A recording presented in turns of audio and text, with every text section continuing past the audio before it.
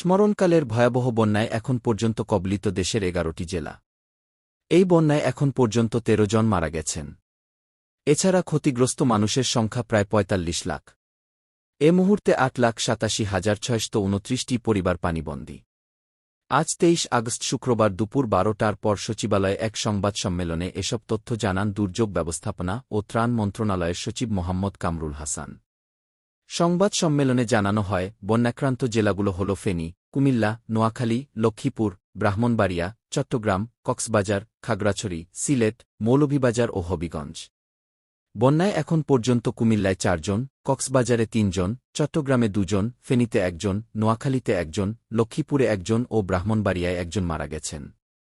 আবহাওয়া অধিদপ্তরের পূর্বাভাসের তথ্য উল্লেখ করে দুর্যোগ ব্যবস্থাপনা ও ত্রাণ মন্ত্রণালয়ের সচিব কামরুল হাসান বলেন, বন্যা পরিস্থিতি ধীর গতিতে উন্নতি হচ্ছে। সরকারি সহায়তা নিয়ে তিনি আরও বলেন, বন্যাকবলিত এলাকাগুলোতে এখন পর্যন্ত ৩,৫২,০০,০০০ নগদ টাকা, ২০,১৫০ মেট্রিক টন চাল, ১৫,০০০ প্যাকেট শুকনো খাবার বরাদ্দ করা হয়েছে।